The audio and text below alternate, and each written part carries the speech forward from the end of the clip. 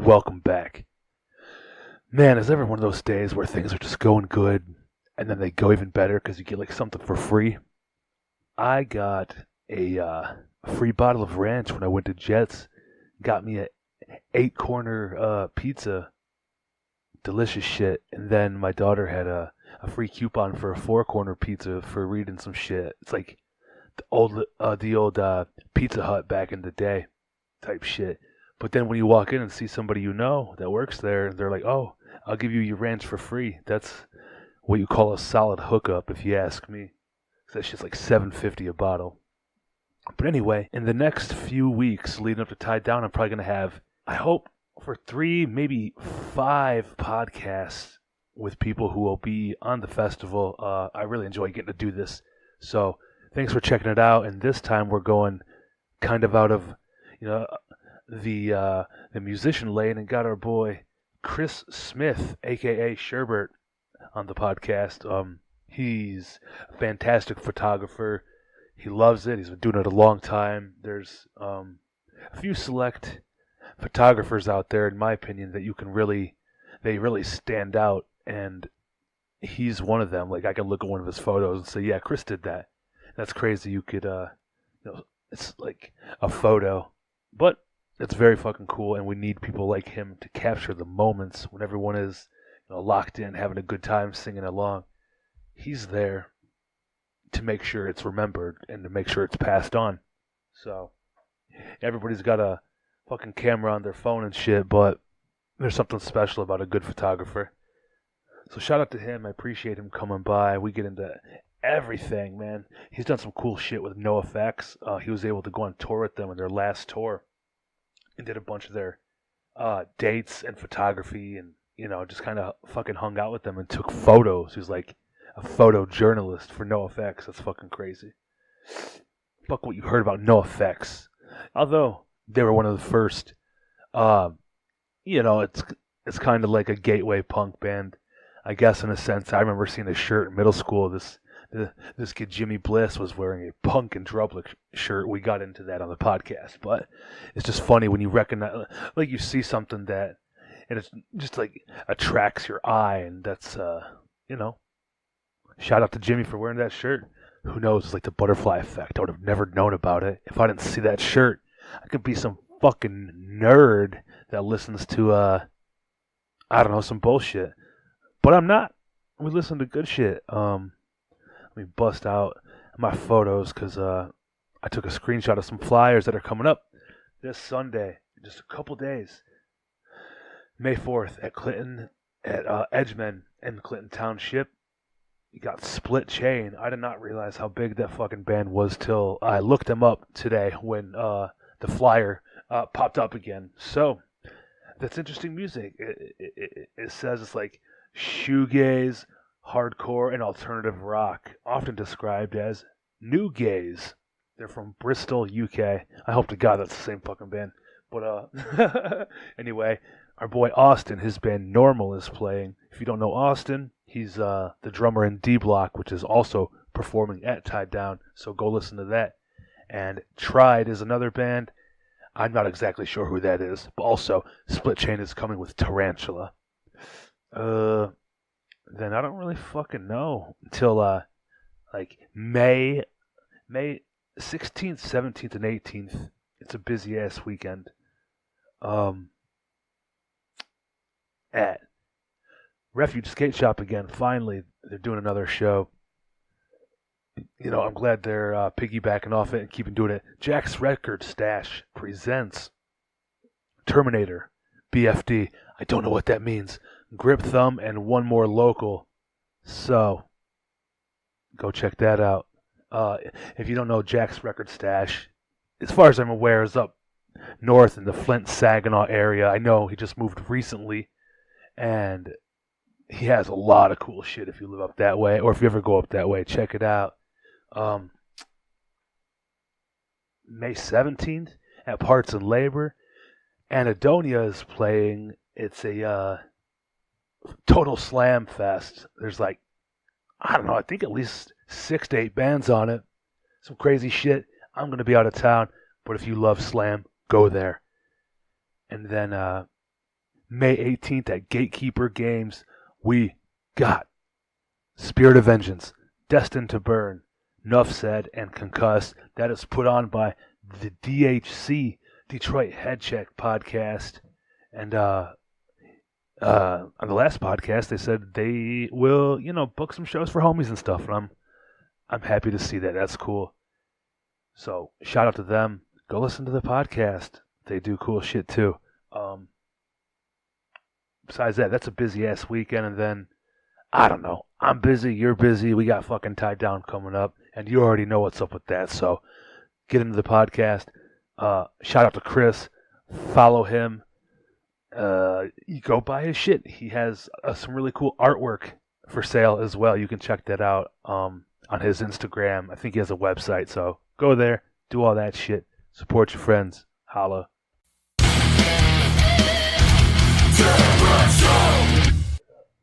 All right, let's pull the microphone closer and we'll talk into it.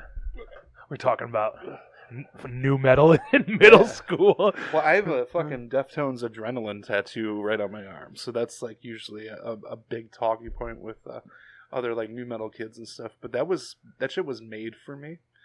Like 98, I was 15, so it was like set like here. I was 11. Yeah, for so reference. it was like right there. You know what I mean? But I was also like into Satisfaction, like that had just hit, so it was both sides of it. I just the shit I like the most was drums. It's always been about the drummer, so all that shit is the rhythm is the focus. So that's what I followed the entire time. That's why I'm always like camped out with the drummer too, and usually they're potheads. So yeah, you so gotta it's be. like to have that common thing is like to be able to like smoke with them and shit now, which is like hilarious to me. But yeah, that's my favorite viewpoint for shooting is with the drummer, because you get the whole stage and the crowd going fucking bonkers, and you get to put the drummer at the front of the photo versus always being at the fucking back of the photo. So I try to do my stage right, stage left shit, and then I'm trying to get to the back. Unless it's, something I did last night. I did Turnover and Balancing Composure, like that emo show I was talking about. I didn't even know who those bands were. Like you Soft told me, I was Stuff. like, yeah, no. Then like a lot of people like I know were there. I was like, what the fuck am I missing out on? And Well, they were all I kind of didn't listen to it heavier still. Yeah. first, and then went like their first releases were a bit heavier and faster, and then they got more melodic and slower. Really cool like lighting and visuals too that go along with those kinds of bands. So. I haven't even got a chance to look through the photos. I did that shit, and then I uploaded all the stuff last night, and then I got stoned and went to bed. Yeah, I know sometimes you got to do that. Some of the other photographers were like staying up till 4 a.m. to put shit out at 7. No, I'm not doing that. I don't do that anymore. No, I stopped doing it. Yeah, we don't got the fucking time. First of all, but after shows, like I'm going home, I'm running to my bed for the most part. Yeah, it's hard for me to like get home and then open my computer and like have to upload. Last night there was 3 sets, but I took a ton of photos, so there's like over 1,000 to upload. It's like you just sit there and wait for them all to upload, or I'm gonna go to fucking bed. I'm gonna go to bed. And I thought I'd get up in the morning and do it, because a lot of times I'll get up fresh like 8 and just work till 12 and get a bunch of stuff done and put some shit out. But today it was more about getting my basement flooded in December. Oh, shit. And so we just started redoing the whole layout of it and stuff today. So, well, now you got shit to do. Yeah. Well, we're here because you're a photographer. We're talking about that, and obviously with Tied Down coming up, and you've been doing a lot of hardcore shows around here, and everybody enjoys your angles and your fucking black and white shit. At least I do. Like I appreciate it. Sometimes. Well, there's so many photographers, and you look around, and there's a lot. But it's not hard to distinguish like who captures whose photos, though, because there's like a certain set of people that just kind of stand out more than others, especially like you and Danielle Dombrowski. I think she's really good, and I like Sam is fucking insane. Yeah. Spencer, he's within the viewfinder. He's probably my favorite, and he just does really weird. Okay. Yeah, if you say their Instagram name, I'll know who they are. But like them. I mean, Mulca's like our media manager this year, so like we have like a legit team. Like every year before this, it's been really loose. on who shot it. They weren't.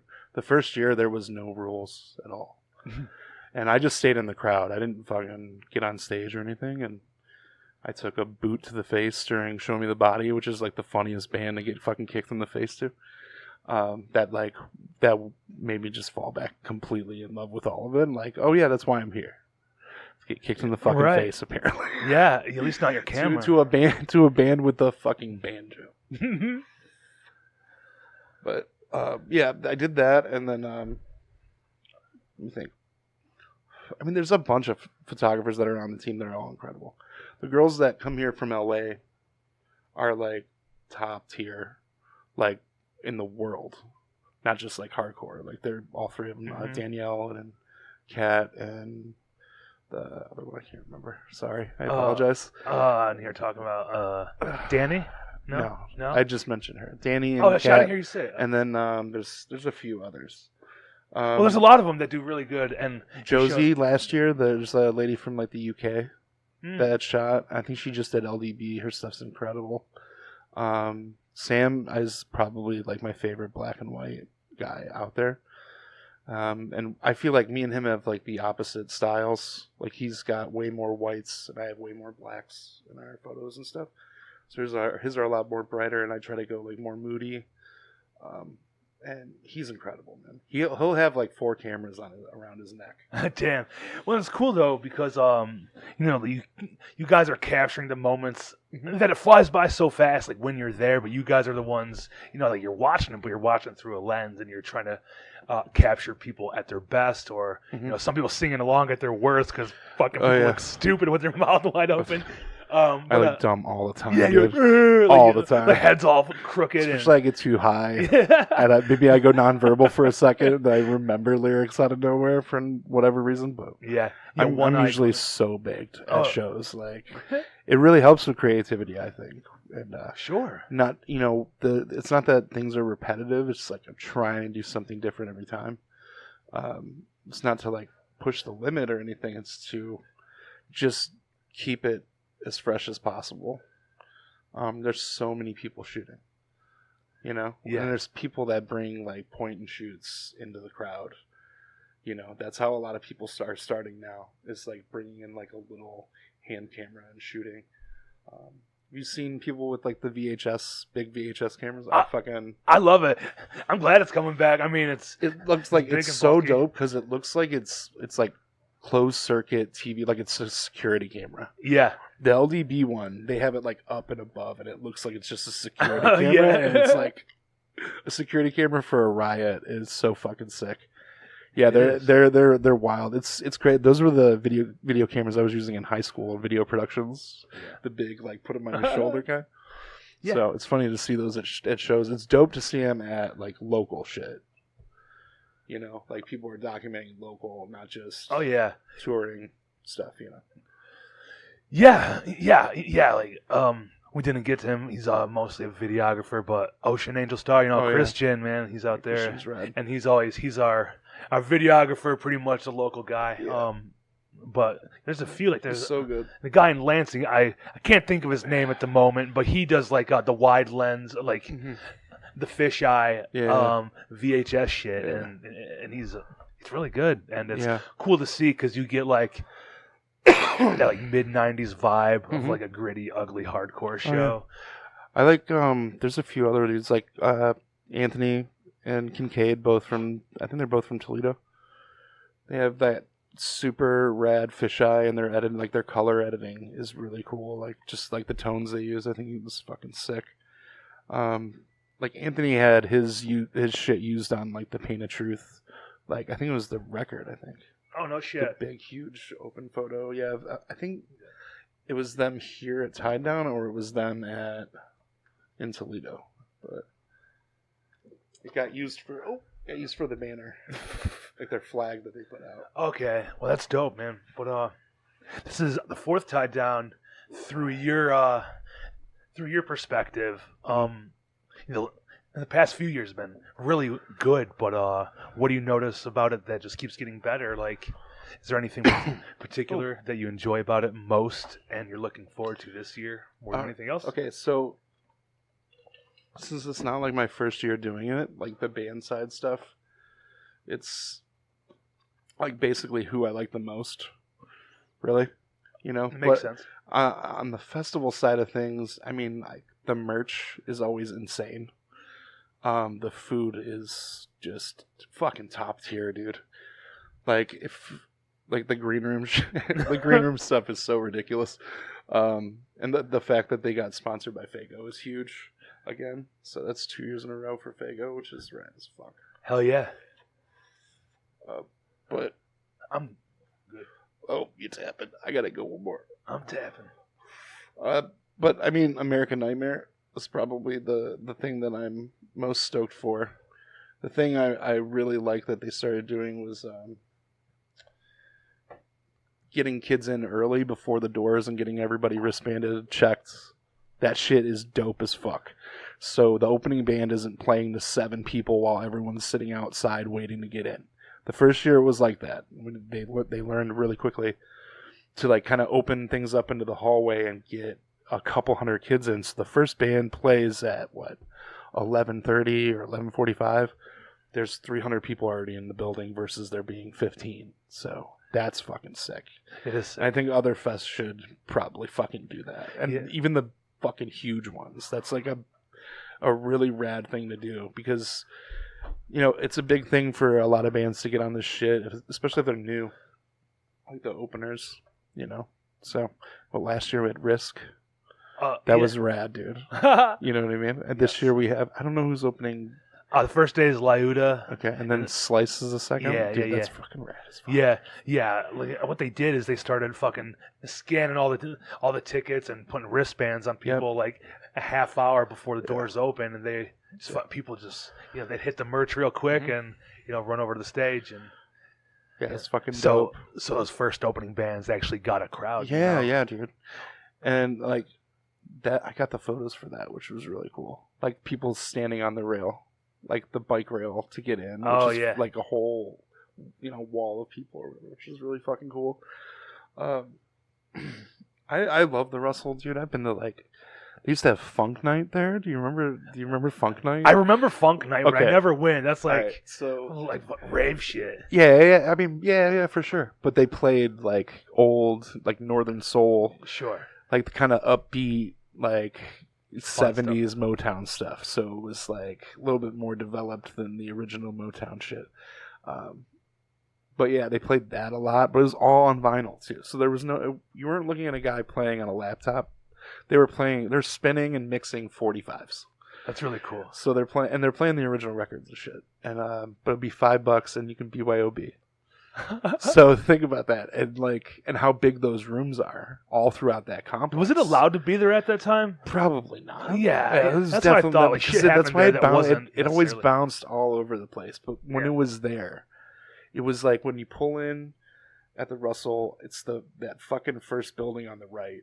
Okay. And you would go up 5 floors in the shitty elevator, and then you'd have to walk down this really wide fucking hallway and shit, and then you would go through the big train kind of doors, and there would be this giant rave going on with 2,000 people listening to funk music. It's so badass. It is so ridiculous. So that was normal for us to do a show first, then go do that, or then go to an actual rave.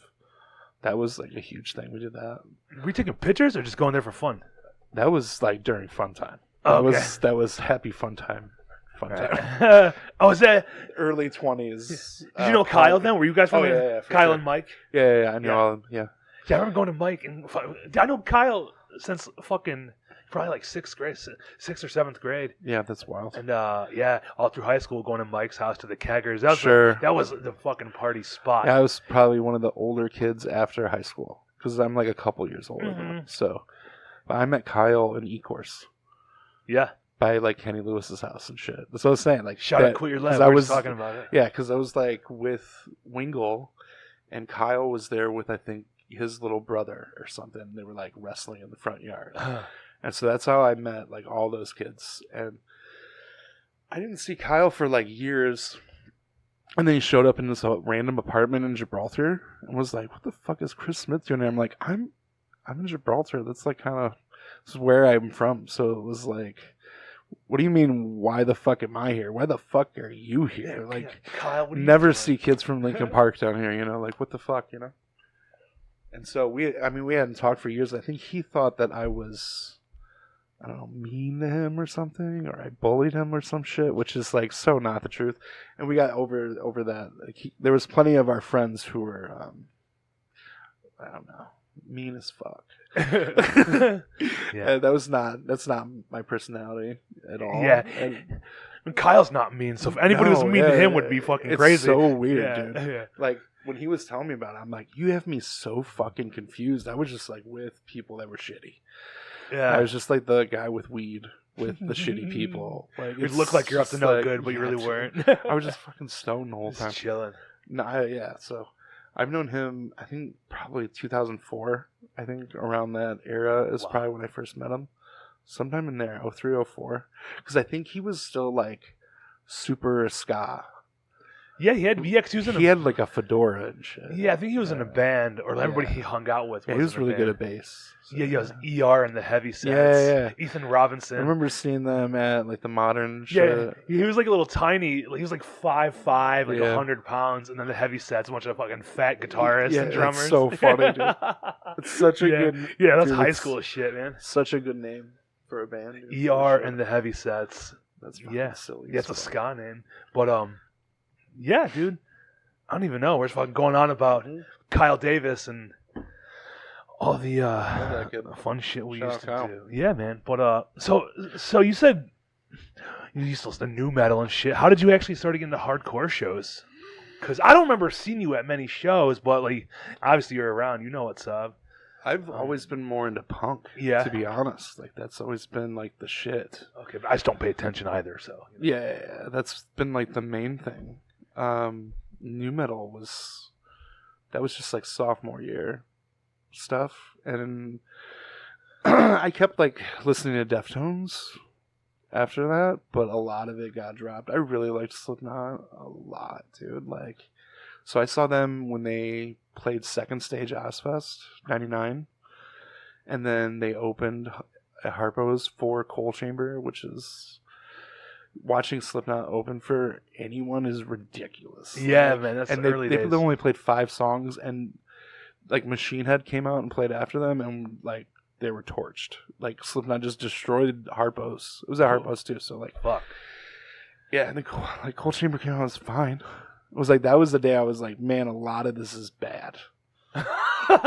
Do you know what I mean? Because you see them go up and just rip 5 songs. Or the energy's different and they're fucking scary. They came back like a few months later and headlined and sold out Harpo's. Went from opening it, like second band, to headlining in 3 months. They skyrocketed after that shit. So like they came back, and I think Corey got a ticket from Detroit police for kicking a garbage can into the crowd. Yeah, so I mean, the shows there were nuts. So even like the new metal ones were insane. We've seen plenty of crazy shit there in that spot alone. I mean, you went to Modern. You used to see crazy shit there, right? Yeah. Almost every hardcore show that was at the Modern, I was probably there. Yeah, for the most part. Up until probably after, I don't know what year they closed, but I stopped going. Probably like 2011. It wasn't shortly after that. I don't think I was full blown like going to raves. Oh yeah, you're just fucking. I got out. Dilated. So I was going like, well, no, not necessarily that, because I got really into like drum and bass. Oh, like, and that's typically when people get into that, they end up wanting to like make music versus needing to get fucked up to enjoy the same fucking thing for 8 hours, like techno or kind of like a lot of house music right now. Drum and bass is wild. It's like kind of like the punk music of electronic music. It's like Prodigy, but a little bit faster. It's like basically like the 2-step fucking tempo. Yeah, like 170, like upbeat.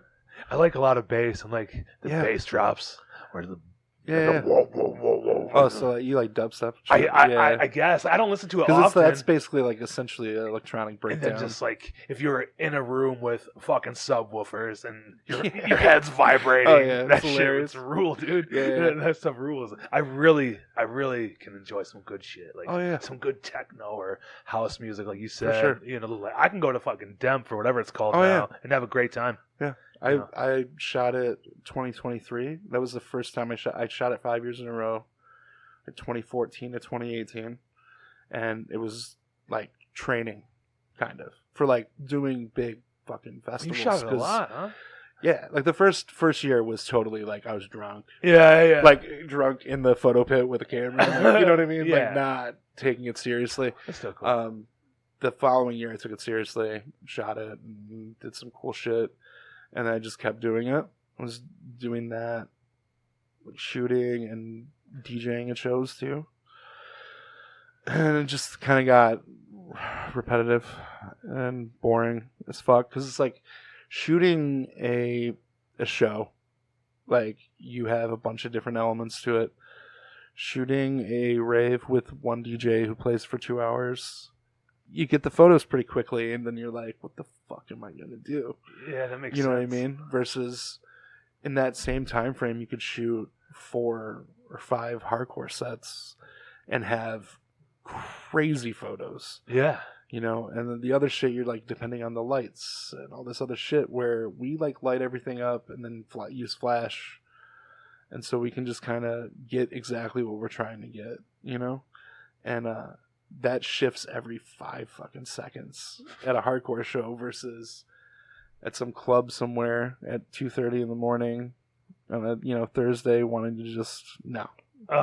You get it. Like it's I'm in my 40s, so being out that late sounds bad. I gotta like what I'm listening to.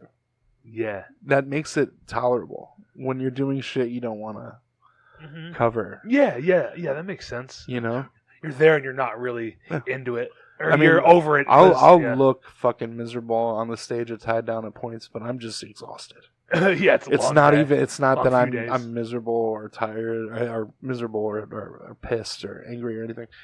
I'll just get into the resting dick face, and it'll just be that because I'm beat, dehydrated, probably hungry as fuck. Dude, it happens. You know? It's long. It's a lot of energy, especially you guys. It's like 18 sets a day, and I take breaks. So I do. There's a couple bands I miss every day. I never choose who it's gonna be, which hasn't fucked me the last couple of years because the sets I've not done were sets I wanted. I ended up fucking like, what the fuck am I doing? Like, yeah. But I couldn't move if I didn't eat or sit down and take a break because I went for like 4 hours straight just. Not just shooting the show, and then shooting the fest itself, and doing like trying to get portraits, and then doing all that shit, walking all around. It's very exhausting when you're carrying a pack too.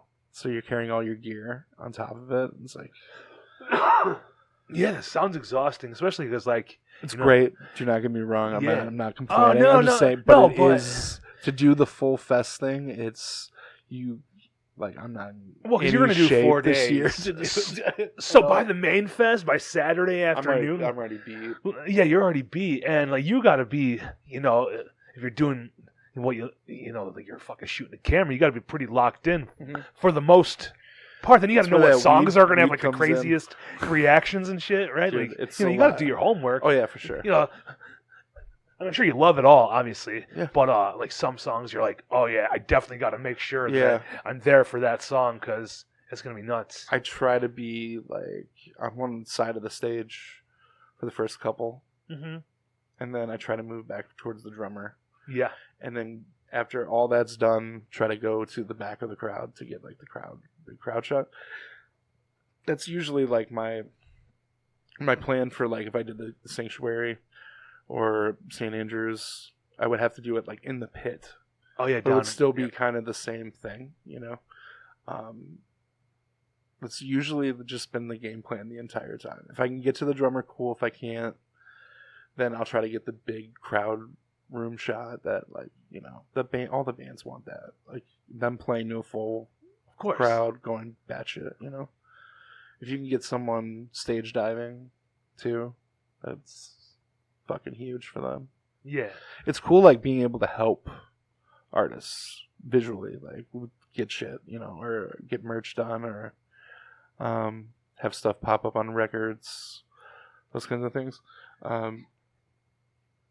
Just fucking so sick, because, like, I grew up fucking cutting, like, photos of people out and putting them on my walls, collaging like crazy. Which is why, like, a lot of my, like, the slider art pieces and stuff are based from shit I was doing with, like, Hit Parader and Circus and all that kind of shit when I was like 12. Like, loved doing that kind of stuff. My room was covered in Hit Parader and Circus. All that shit. Yeah, cut out like the photos that like the big fucking centerpieces and shit. Oh yeah. Yeah, or like album covers. It all goes back to that shit, dude. Seriously. Yeah, dude. And now being able to, my entire room was covered in that shit. My whole it was I had ugly. like my ceiling done and like duct tape, the fucking door was annihilated. Tape. Yeah, dude, just horrible. My dad hated me for that shit. Oh yeah. Fucking hilarious. I forgot about that. Yeah, it was nothing but fucking nu metal shit too, because I didn't know. And then there'd be like whatever was in Hit Parade would be fucking like a Mushroom Head and Slipknot, and then Korn, then a random ICP photo, and that random ICP photos were always sick as fuck. It's so dope. It's so funny, man. Dude, oh my god. So my fiance like makes fun of me because I'll like post like random like ICP like memes and shit. And it's like, I'm not by any means juggalo or anything like that, but I say that I'm ninja adjacent.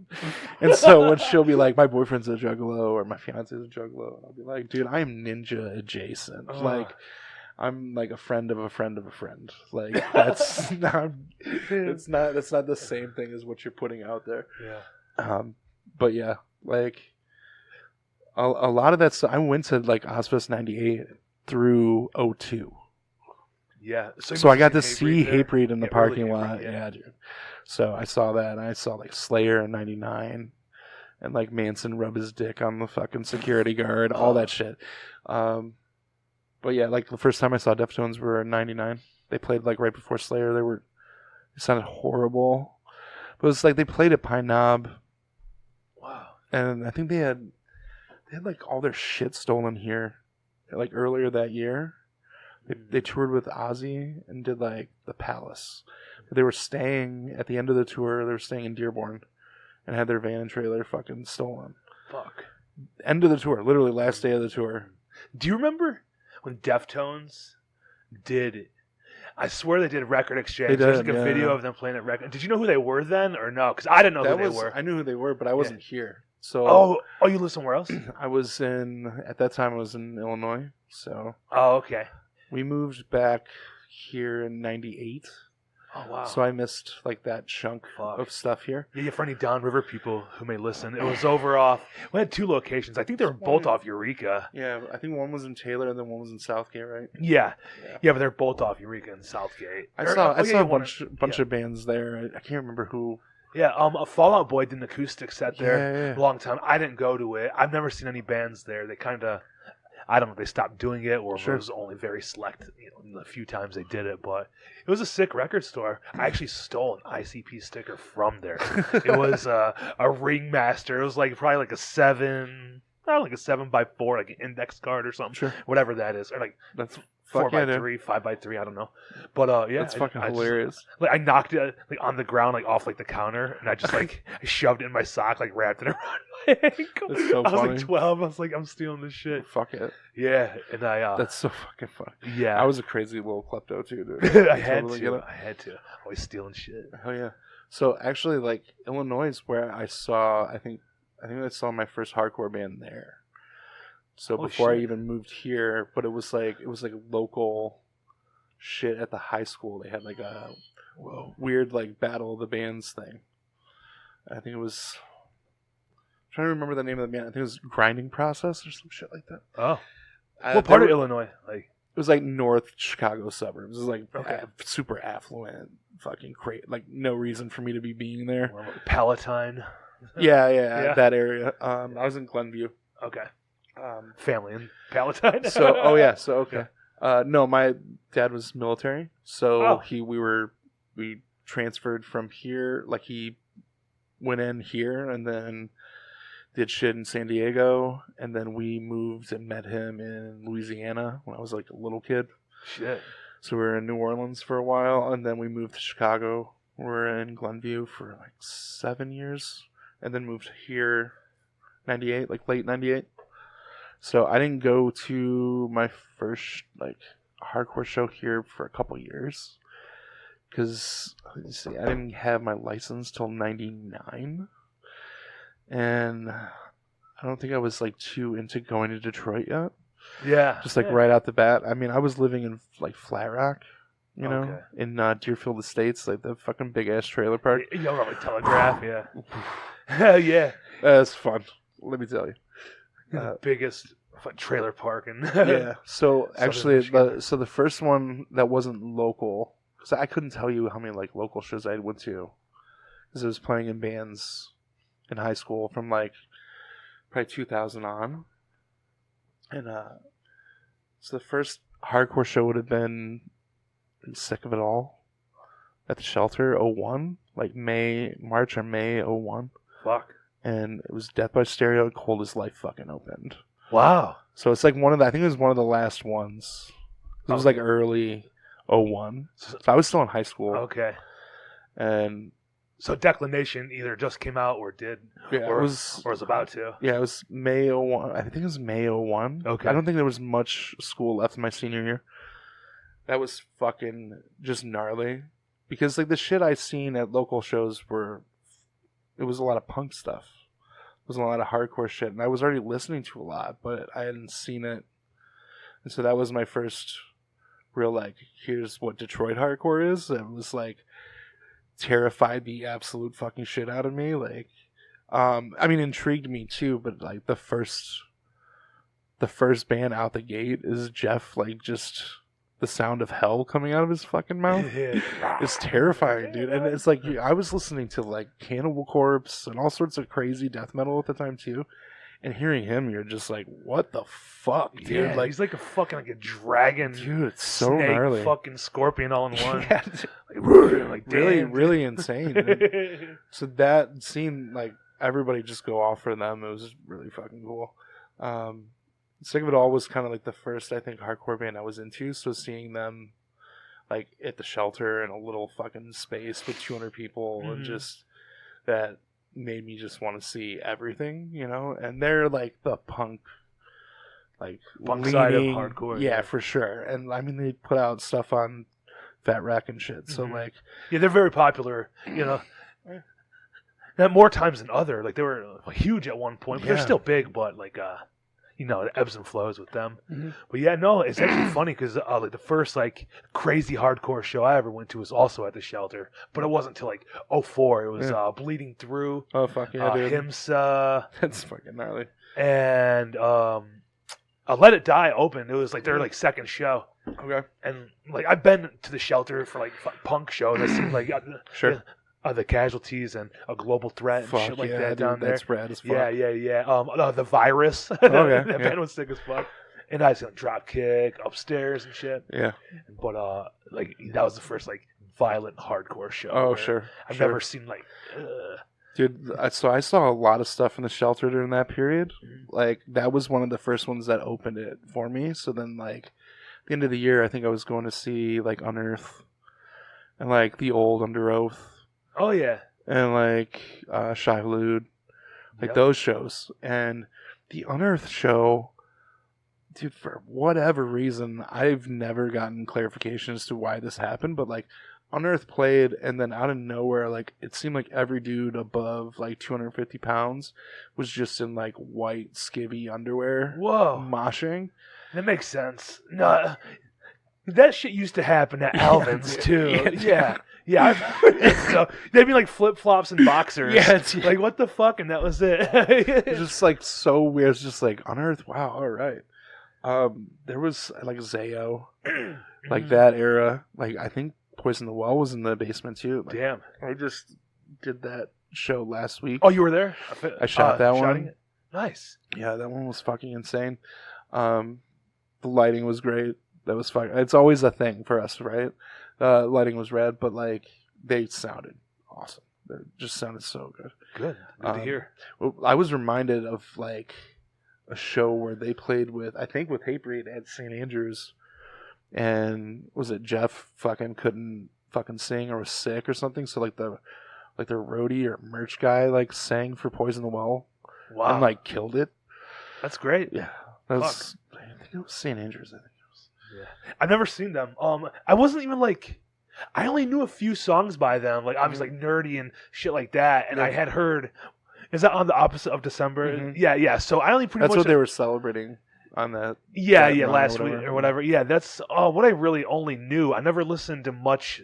I don't think there was much after. I have no idea. I have no fucking clue. They had a few, but it was like, for me, it was like a couple songs. Yeah, I just didn't care. I liked them for sure. It was like an intro to like heavy screaming and like breakdowns, which it's just like the evolution of your particular taste, and that was leading in the direction. Yeah, totally. Yeah, because I heard like Hopes Fall and shit like that, all before hardcore bands. It went from like street punk to like a Static Lullaby. Oh, it's the metallic hardcore stuff. Yeah, even like fucking to screamo, like you mentioned, Under Oath, stuff like that. I just saw a photo of like For Dire Life's Sake. Okay. Today was on the 90s hardcore page or whatever. That just like that set me fucking way back. Yeah, because I used to go see them all the fucking time. Like them with. There's a band called Waffle House. There's a band called. Do you remember Boys Night Out? Yeah. Those bands, like I would go see them at like north of the city. Like there's like some VFWs. I think there was one in like Sterling Heights there were shows at. Mm-hmm. But like the Wired Frog. I don't know if you remember the Wired Frog. What's that in Redford? East Point. I swear there was one off like Telegraph or something too. There's one right in there's Token Lounge. Yeah, there Joy was Road. That. There's something else too. But so like the first hardcore shows here outside of that, I went and I fucking met a bunch of kids in Flat Rock that were into like Capture the Flag and Daniel and those bands. And stuff. So I met like Drive. And... So I hold on, the Disco Alliance. Yeah, that's what it was. That whole fucking connection of those bands. So I played some of those shows, and then I helped Kenny book some of those shows. Wayward. All that shit. Yep. And so I was at a lot of those. And then I ended up meeting like the Bloodline Calligraphy people. Mm-hmm. So I was going to a lot more shows in Ypsi than, say, Detroit. And if I was in Detroit, I was in the back, fucked up, drinking my ass off, smoking weed. I wasn't dancing. Yeah. I wasn't taking pictures. I was hiding and being miserable and just being a fucking drunk dickhead or whatever in the back, like whatever. But I was more at like punk shows going and following like Suicide Machines, like that side of Detroit music. So I was on that, doing that all the time, and then go to a rave party at night, Fuck yeah. And so eventually, like I got into taking a camera, because I always kind of had point and shoots and stuff, and as I got more into the DJing thing, like watching DJs and stuff, and getting into actual music and being like less into the drug part of it. And more into the music side of it, I was like, I don't really want to DJ, and I don't want to really produce music too much. Like, I'm going to keep bringing cameras. And so I have, like, a lot of years doing that, which is fun, but a lot of the photos are just dog shit. Because it's just, like, party photos and stuff. They're not stuff that we're trying to do now, which is, like, document what's going on here. Because it's fucking rad as hell. Yeah. Like, having local shows being packed the fuck out again is just really crazy because it hasn't been like that for a long time. Yeah, if you can pull 200 people on, like, a fucking Wednesday. Yeah, dude. At, like, Parts and Labor. Yeah. It's fucking sick as fuck. That's nuts. It's a good thing. They fucking filled the fucking skate shop again. Like, dude. Doing the shows at Edgeman, that's fucking rad as fuck, man. Yeah. Like, because there wasn't a lot of it for a while. Totally DIY. Who has like 5 venues within like 45 minutes of each other? That's beautiful. That's fucking sick. That's so good. Yeah, dude. It's doable from any foot direction of the city you're on, in. So it's fucking rad to be a part of it. Yeah. And like, there's so many good bands too. So it's not like, and like, I can't think of two that sound like each other. It's so weird Because, like, you would think by now, like, someone would sound exactly like somebody else, but it's all, like, everybody's finding their, like, little spot and filling in all these different things that everybody seems to like.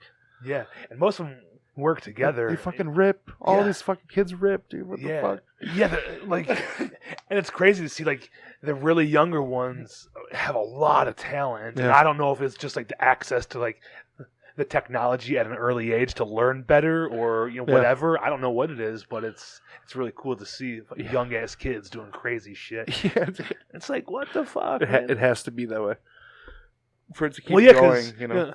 Well, people get to document their entire, you know, late teens up until however old, but us, we had our shit on MySpace and it got fucking wiped out, you know? I had a lot of documentation on there. Me too, man. Of the early days. I had like a little blog on there and shit, so I had all sorts of stuff from all sorts of shit, dude. Mm-hmm. If you never deleted your live journal, you can go back and find that if you ever had one. Well, what the hell is that? It's my ring. Like, what the fuck just popped? It's hilarious. Yeah. Oh, dude, I don't want to even think about a live journal right now because that was like peak. Like, what was that? 01 for me. I think I had a live journal, so it would be like senior year stuff. I just no. I know who I was. Like sad boying out, dude. Miserable fucking metalhead kid. Yeah. Oh, I was a fucking menace. Yeah. I was a MySpace menace. Yeah, I was a total dick, dude. Oh yeah, I was the worst. Total dick. Fucking A. But that's why, like, I think weed is a very good thing for both of us too. It chills us both the fuck out. Definitely, have a good time and, you know, kind there's of. There's a lot of people that need it. I think, dude. Like, sure, there's plenty of people that could definitely benefit from smoking a little bit or eating a medible sometimes. Like, yeah. For me, I need to be highly medicated all the fucking time. It's just how it goes. I'm not on anything else. I quit drinking. So, which is wild as fuck. I'm at almost 7 months. So the last drinks I had were at the last NoFX show. So drank like the beers with my photo on the fucking can and did tequila shots at the fucking end with like the whole crew and band and shit. Then I was like, this is it, dude. Like, this is fine. I don't need to keep drinking. I'm smoking plenty. Like, I'm going to wake up hungover in this nice hotel tomorrow. It's going to be the last time I'm doing it. Fuck it. Like, so I was feeling wonderful. So a lot of my photos from the last night are kind of blurry because my vision was blurry, dude. Like, I was just a little off, but I was having the absolute time of my life. So it was like, fuck it. It seemed like the perfect time to quit too, you know? And so I opened the freezer. I still have a bottle of Tito's just sitting there, which is wild. We have a bunch of beer from last year, just random beers and shit just sitting there. Like, we haven't drank any of it. And I just do dabs. I don't dab the fuck out all the time, but I have like little vape pens and I'm stoned. Yeah. Pretty much constantly. But the benefits that come from it are just like, I mean, every now and then the negative is me just being a dipshit, you know? Yeah, it's being lazy. Sometimes that happens. Lazy, definitely. That's a big one. That's a big one. That's a fucking big one, dude, for sure. You're like, nah, I'm just not going to do that anymore. Yeah. Have a whole plan. You're like, never mind. It feeds, like, procrastination sometimes, for sure. But it also, like, it helps focus. And if you smoke the right shit, you know, you'll get up instead of go down. Sure. You know? So I try to stay in the sativa lane, you know, most of the time. If not hybrid. If I do indica, I know I'm going to sleep. So it's like, I'm going to do that. I agree. Especially with edibles, I find the difference between indica and sativa very noticeable. Yeah, extremely noticeable. Sure. I am so fucking giggly on sativa edibles, dude. And indica, it's like giving me a Xanax. I just like zonk. Yeah, you know, I can function. Like, I'll be like, all right, even if I eat too much, I'm like, all right, this is better than like a heavy like indica. Like, eat too much of an indica, I'm going down. Yeah, dude, I gotta fucking go to sleep. I have to do the hybrid because it's not as noticeable because I'm like chill. If I do the sativa, I'm like up and giggly and like it's like giving a normie a medible and seeing what happens. Sure. You know, like I end up getting too baked and too like I go back a few steps. No, I feel you. It's still a blast to do it. If there's no one around, if it's just like me and my fiance and that's it, like fuck yeah, we're gonna do that and get silly and shit. But if we got to be around family or anything like that, we just rip the pen and just kind of be discreet. Like, I haven't always been like that. I've been very loud and boisterous about pot for a very long time, but I'm also now like 40-something. Like, do I want to be like blowing giant fucking clouds at the fucking 4-year-old's fucking birthday party? You're right. I'll hit the pen around the corner real quick. Yeah. And if it's some more relaxed kind of thing, fine. But like, I'm a lot more chill on things. I think dabs helped massively because it's just, I don't smoke a lot of flower because my lungs are kind of fucked. So dabbing kind of helps. It fucks me up for the time being when I'm doing them. But once my breathing's back to normal, I'm good for like hours, you know? Sure. And so then I can just rip the pen off. Fun times. Yeah, dude, especially when I eat edibles in public, like, I get real paranoid. I'm like, if something goes down, how the fuck am I getting out of here? Yeah. Like one time I went to Las Vegas. We were down on Fremont Street. There's just like thousands of people down there. Yeah. And I don't know how much edibles I ate or whatever, but yeah, like it all started back because I fucking dropped my wallet and I lost it for like probably 30 seconds. But somebody actually handed me my wallet and I'm like the edible had kicked in, so I was already a little weary about being around so many people. Sure. So you lose your wallet, you're panicking for 30 seconds, somebody hands it to you, and then I just, like, I got scared because I was like, if somebody fucking drove their car down the street at 50 miles an hour, they're going to kill like 300 people. God. Or there's one person with an AK-47. Jesus like, Christ. We're fucked. Oh, fuck. And that started going through my head because I was thinking about, remember that like country festival? Yeah. At the Mandalay Bay. That was just like a few months before, man. Oh my God. So it all started going through my head. I'm fucking sweating. Jesus. I lost my wallet and, just having the worst time ever. And that's when I realized, like, don't eat too many edibles when going in public. Yeah, dude. That's last time I ever did it. Like, that crazy amounts. That Vegas thing, that like got No Effects kicked off their own fucking festival and shit. Oh, did it? Yeah, because they were like fucked up at Punk Rock Bowling. Oh, and they said some crazy shit. Oh, was it the same weekend? No, it was a while after. I think I want to say that's in Vegas too. Yeah, I think it was like 2019 or something. It was like a couple years later. And they said, like, Melvin said some shit. He'll rip a bunch of shots on stage. Like we would do a single shot as like a group, and then he would have a few shots lined up on his head for his amp. And then Mike would just have a cup and a vodka bottle, and we'd just like pour that and like club soda into it, and they'd make them drinks and shit. And then Hefe would have whatever, Yeah. And Smelly was definitely sober, which, but yeah, they said some crazy shit, and they got kicked off their own festival tour, and then they were brought back a few years later, like after COVID, kind of all that shit kind of ended. So, I mean, I had my reservations about the shit they said because it's pretty wild, gnarly stuff, dude. And they're like, yeah, what are you gonna do? But it's also, those dudes are exactly who they've been this entire time. So crazy it's like, shit for a long time. They say the craziest shit, dude. Yeah.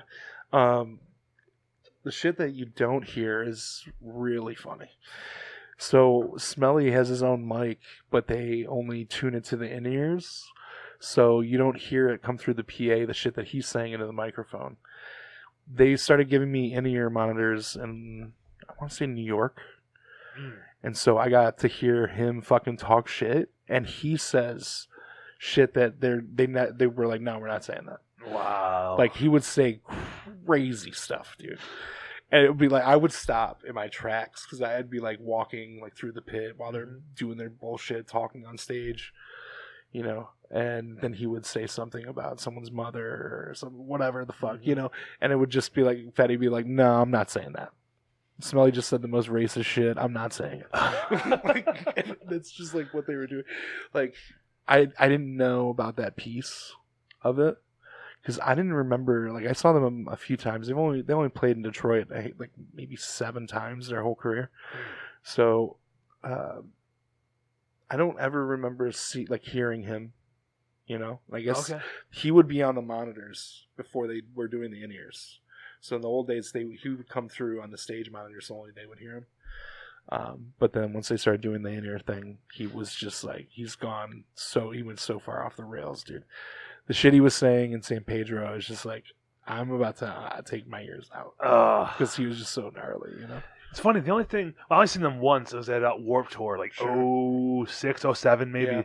I don't know what year it was, but the only thing he said, that I remember being said, out of the whole set they did, he said, if you don't believe in God, or said, if you believe in God, fuck you. And that's all he said, but this guy I was standing next to, shout out Gerald, he's like super religious, and he was not fucking happy. Oh, that's hilarious. That's so funny. But Gerald's my homie, so it's funny. For sure he'd remember that. Oh, yeah, and, yeah. It was just like, I'm sure. I was like, yeah, that could be offensive for some people. Oh, yeah. I was cracking up. And he's like, that's so disrespectful. They're like the main influence for Blink-182's like stage banner. Oh, really? So like they didn't do that in the beginning, and then they went and saw Descendants, and like Descendants kind of talk shit, and they saw the Vandals, and they do the same. They say the same live. shit, yeah. And but then they saw NoFX, and they were like, wait a second. They were like, okay, we got to say stuff after seeing those other bands, but they were like, then they went and finally saw NoFX, and this is like they're in high school.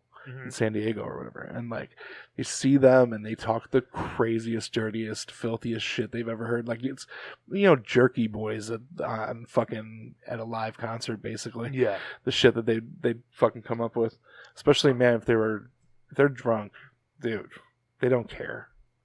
They don't like. What are you gonna do? Beat them up? Right. And they're all little. Oh, they're not like I was taller than I'm pretty sure I'm taller than most of them. I think Smelly's the only one that's taller than me, so like they're whatever. I'm trying to think, there was one moment where I saw Fatty get pissed, and like somebody from Europe was trying to give him something at Riot Fest, and then he called him something royally fucked up. Whoops. An F word. And freak. Yeah, let's just say it was freak. It was freak it. Freak it. Yeah, and so Fatty like just fucking smoked him in the face, dude, and it was fucking hilarious. And then he got gripped up, and then he just kind of disappeared. He just like disappeared into the crowd backstage. I don't know what happened to him, but that was like the only time I saw some bullshit. Yeah. And I did like 12 cities with them, and they had meet and greets and shit at every one of them where people could fucking pay and then say whatever the fuck they wanted to, and most of it was just they're sucking their dicks. That's awesome. So, dude, can I ask you a question? Hold on, let me pause it, 'cause I gotta pee really bad, and then we'll start. Yeah. Magically, I remember it. We're recording. I'm glad you remembered. Okay. All right, let's go. All right. So, at those shows, people would pay $1,000 to get like a kind of like a swag bag. They'd do like a group photo with them, and then this like 10-minute meet and greet thing. It wasn't like most of them where they stand in front of a fucking thing and they take a photo where they're like at a prom date. Yeah. You know what I mean? Like most of the VIPs are like that. It was very loose.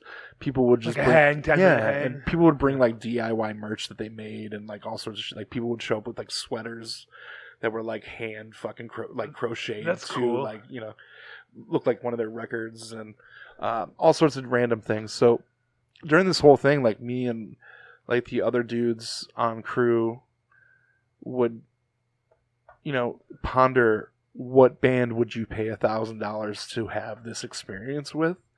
And I spent 12 cities with them. 10 I think were festivals. 2 were like club cities. In New York we did 3 nights at the Paramount, sold out, just fucking gnarly as fuck. Damn. Really crazy, really beautiful venue. It's like Fillmore type shit. Just one main floor. But no one could come up with one artist they wanted to see for $1,000 that wasn't dead. So it was like Hendrix. Oh yeah. Do you know what I mean? Yeah. Like people were like Prince. That kind of shit, because it was just like it's $1,000.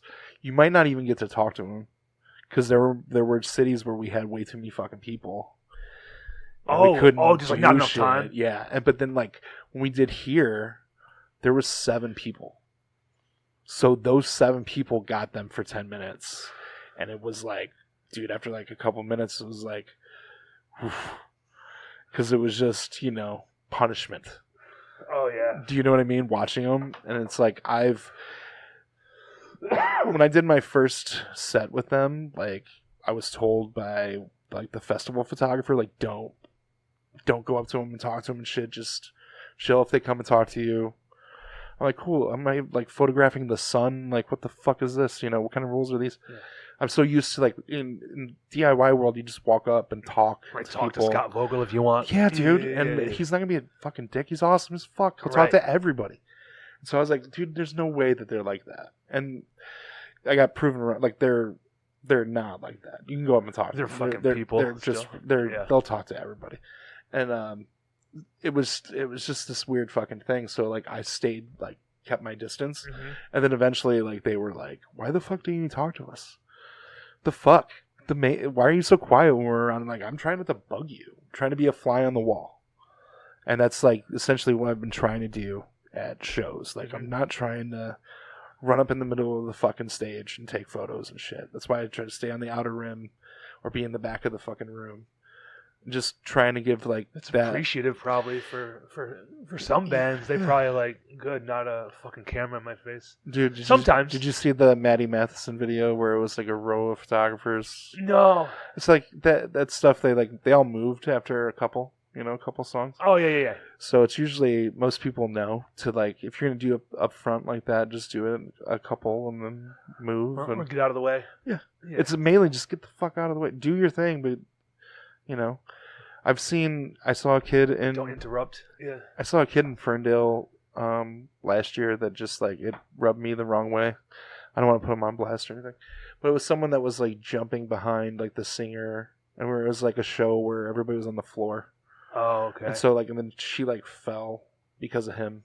Oh, shit. That kind of shit. Okay. It's like that... Like, you can totally get up in front and do your thing. Especially if there's room. Cool. But...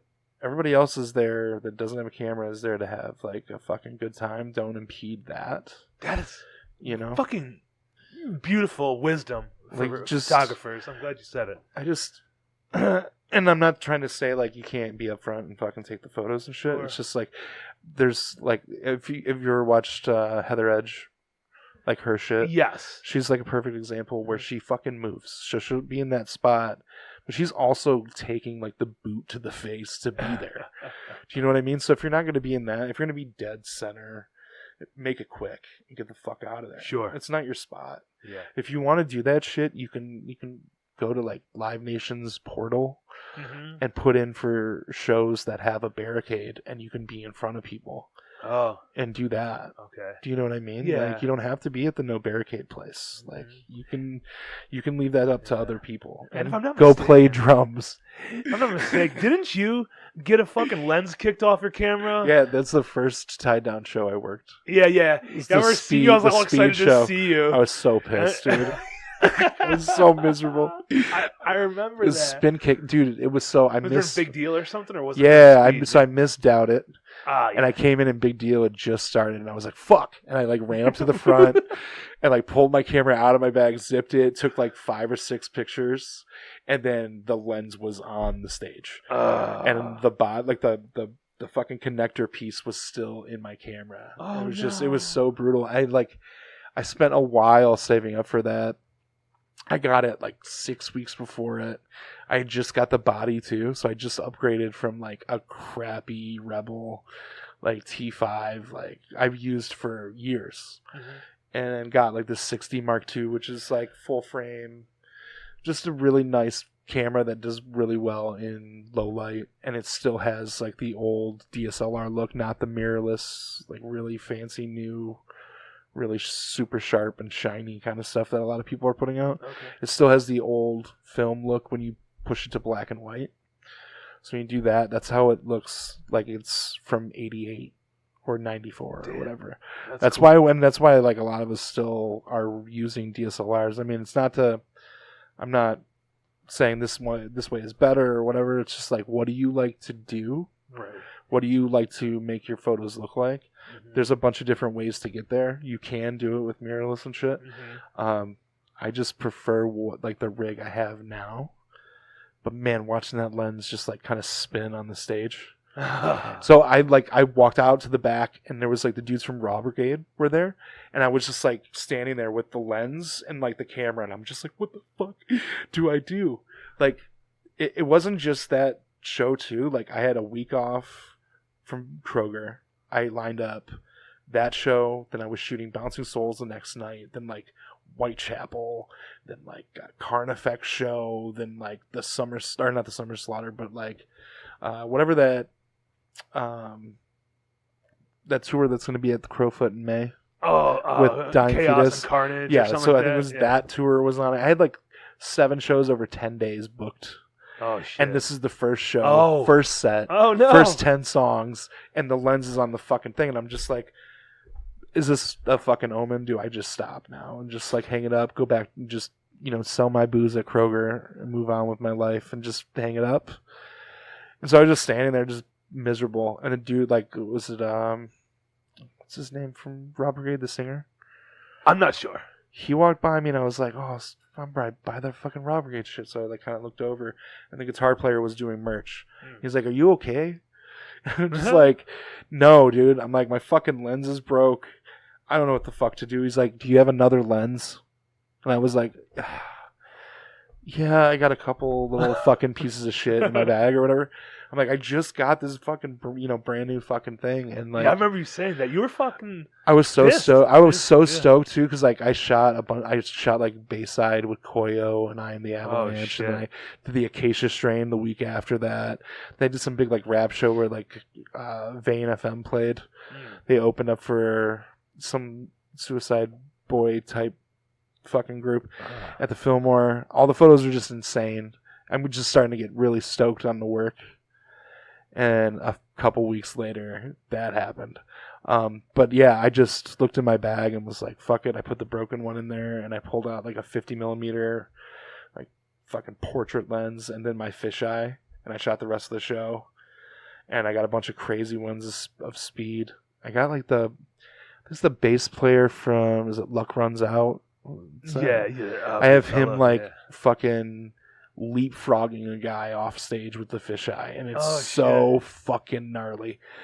Like, that wouldn't have happened if I was like, fuck it, I'm done, I'm going home. I'm gonna be a fucking bitch about this. Shout out to the dude from Raw Brigade. Yeah, dude. So fucking I did that, and then give you that was like solution. April 15th, 2023. Yeah. So 6 weeks later, we were doing Tied Down, and those photos, that was like, the D Block pizza motherfucker, the Drug Church year, like all those photos just went really far and put me in a different place than I was at. And then less than a month later, I was in Columbus with NoFX, and so it all kind of spiraled. I was out of Kroger. I was like, done. Let's just go do this, and I did that for the last like 2 years. I did most of the U.S. states with NoFX. I've done all the Tied Down shit. Like, I don't think I've missed a show that's had Tied Down on it, besides maybe Fiddlehead and Drain. Damn. At Edgeman, like those two. Yeah. And it was because I was elsewhere. Okay. So it was like, I'm trying to do everyone I can that if it's got that fucking on it, I'm there. Like, no matter what, It's badass. I think the next one's Converge, right? Yeah, May 10th. That's huge. See, Dude. I'm probably the weird one. Like, a few of those bands, I don't even know who they are. That some people are like fucking freaking out about. Sure. I couldn't even tell you one of the names. Like, The Armed is off the top of my head. Do you remember Slicer Dicer? Yeah, I definitely remember So that. that's The Armed. Oh. They turned into, I mean, it's much more different than now. Oh, but that was what it came from. So Okay. The Armed started out of Slicer Dicer, which is, I haven't heard that name in so I saw long. like their second or third show. They played with the Bloodline Calligraphy like offshoot. It was called the Apex Predator, which is really wild. Yeah. Where it was like they all switched instruments. Oh, wow. And played like, it was just brutal deathcore. Like, songs were like a minute and a half long. I need to put their demo out because I have it on. I'm one of the only people that still have it. So That's I need awesome. to just put it on YouTube or something. Fuck it. The Cloud Rat is like a 3-piece, like female fronted, like grindcore. They're gnarly as I've fuck. seen some people are really excited for that. They're gnarly. I saw them with I shot them with, I want to say maybe the Melvins or like Baroness or something like that, like one of those bands. They're really wild. I'm stoked for Moral Pollution to be on that. Yeah, that's big for them. That's fucking huge because that room they'll make sure that there's plenty of people in the room. Yeah, before they start. Yeah, they'll get a good pop. Have you been there? Have you been there before? The Lincoln Factory? No, dude, it's sick as fuck. It's sick as fuck. Yeah, somebody said that, like, would you compare it to the Russell in anything, or like the fucking big room? I would. Oh, really? They have a big room and they haven't used it yet. Oh, no shit. Like I think they've used it for like raves and shit. That they use. They just used it recently. For the fucking Angel Dust show. Yeah, Angel Dust. That was gnarly. Yeah, what's that? A good 400 or 500 or 3? I don't know. 9. I have no clue. Oh, 9? No shit. 9. So damn. I think it's 900 to 1,000. Okay. They can fit in there. And then they have a big room. A bigger room. Yeah. So do you remember Eddie Stefanko? Dude, that's what I was thinking of when you said that name earlier. The other dude from E-Course. That's what I was fucking thinking of. So yes, I do. That dude started Marble Bar. Like he bought Marble Bar. Okay. So he is the dude that runs Lincoln Factory. No shit. And like the whole like the compound. So there's like I did not know that. That's really cool. He's like I think it's called Dream Detroit or whatever. Yeah, he's but he like owns Marble Bar. He like bought that outright. So, I did not know that. Which is wild. Yeah. I'll do like drum and bass parties there. That place will get me out to go. I'll still go to shoot. It has to be like the right people. Yeah. So the last 2 Mays I did Planet of the Drums, which is like 3 of the biggest drum bass DJs to ever exist. Is DJ Dara, Diesel Boy, AK-1200. I know Diesel Boy. Yeah, dude. Yeah. So I'll do, if those guys come here, I'm there. Okay. Because they'll play for 4 hours. And you shoot for 4 hours. Wow. The only time you break is when Dave wants to go smoke a joint. Or you got to piss or something. Or you go grab a water. But most of the time, most of that shit's taken care of. You know what I mean? They might let you smoke there. They might let you they'll just bring you buckets of water and all sorts of shit. Wow. Diesel Boy was trying to get me drunk the first time. I was just like, I'm not. I'm trying to work. I got to work till 4 in the morning and then drive home. Oh, shit. I have to drive Joy Road home, dude. Trust me, it's not something I want to be fucked up doing. It's insane. That's a long road. Yeah, dude. So there's a weird, wild spectrum of stuff that I'll cover, but it's all like kind of cohesive, and it all goes back to kind of like punk music, all of it. But whether it's the fucking new metal shit, it was always kind of the more punky shit out of it anyway. Yeah, it's all pretty that's why I can't wait for more underground, less known, but still bigger, for what it is. That's why I do shit for like the Pleasant Underground. They do a bunch of crazy shit. And then they do stuff there, have a hardcore show in a basement, or they'll do the same thing but in a pavilion, which is wild as fuck.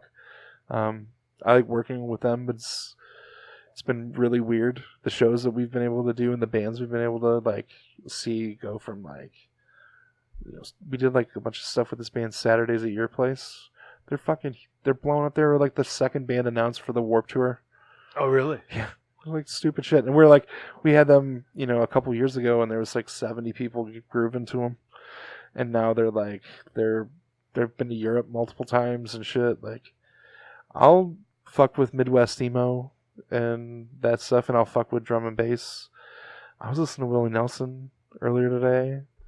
Yeah. Like it doesn't really matter. I listen to a lot of like 80s freestyle music.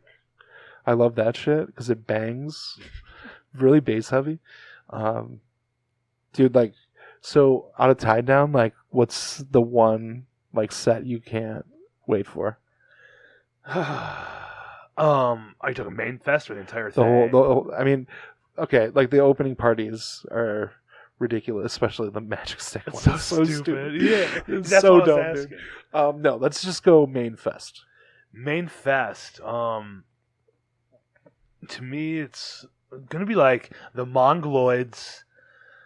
Yeah, dude. Probably the Mongoloids, because out of all the times they've been to Michigan and Detroit, sure. I've never caught them ever, and they were here a lot because I didn't know this till this year. The guitarist He originally was from Lincoln Park. Oh, no shit. Yeah. So, I didn't know that. If you ever see the Mongoloids post on Instagram, it'll say "Strong Ties to Lincoln Park, Michigan." That's wild. And I didn't know that. I seen it one time. I was like, "What the fuck?" I was like, "Was Greg talking about me?" Because he knows I love him, in the band, and Greg's the fucking shit. Hold My Own and shit. I was like, "Oh, I love Hold My Own." Dude. Yeah. So that's who I got caught fucking smoking weed with. Was on shit? No, the fucking drummer. The drummer, Sergio. Yeah, me and him. Someone handed him a fucking joint during End It. And he sparked it up, and I got a bunch of photos with Chris in the background fucking drumming away, and then I hit it a bunch, then gave it back to him, and then we got busted. It was so quick. It was like, fuck it, we're as far as I know, the only two that have smoked weed on stage, not vape. Yeah. Straight up joint. I just lit it up. Yeah, and it was the weed that was in the back too, I think. Oh, nice. Yeah, that's cool. They had that electric grinder and fucking papers and so much weed. So amazing. Like the Faygo though, dude. Like they had the warped water. Yep. Didn't you make chili for the like Coney Dog bar or whatever?